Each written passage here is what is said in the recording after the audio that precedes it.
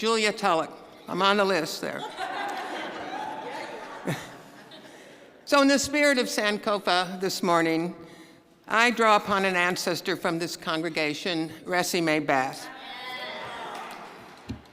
So much could be said, right?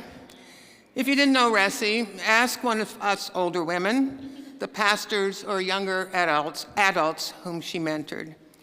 Or check out her picture hanging on the wall up by Kay and Lee's office. I draw upon Ressie for her wisdom and witness to community accountability.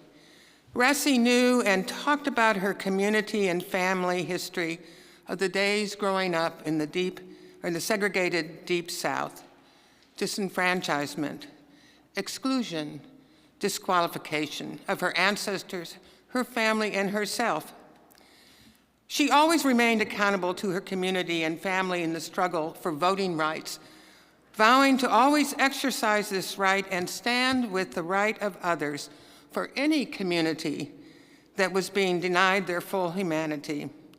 She indeed embodied "nobody's free until everybody's free," to quote Fannie Lou Hamer.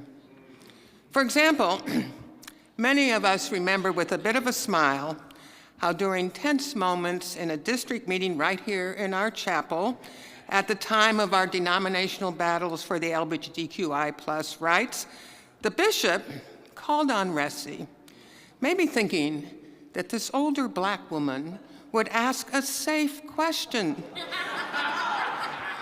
Instead, Ressie, rising up, said in a full voice, "Bishop," and then in reference to LGBTQ United Methodist, "These are my friends," and went on to challenge him about standing up for changes in the church rules on behalf of the queer community.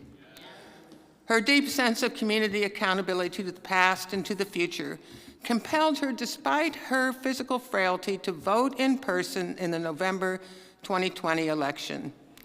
She knew, too, that she had a community here at St. Paul and St. Andrew to call on, as Pastor Lee and I went with her wearing our COVID-19 protection masks, and then essentially holding her up so she could stand straight to mark her ballot. But woe to the nursing home staff a year and a half later who did not follow up on her request for an absentee ballot for the 2022 midterm election. They didn't get it as to why this older resident would be so adamant about voting. But we need to get it, to know the stories of our diverse communities, to keep telling those stories and remember those who lived them, and especially these days, for us to live knowing that the well-being of one community embraces the well-being of all communities. Let it be so, you know.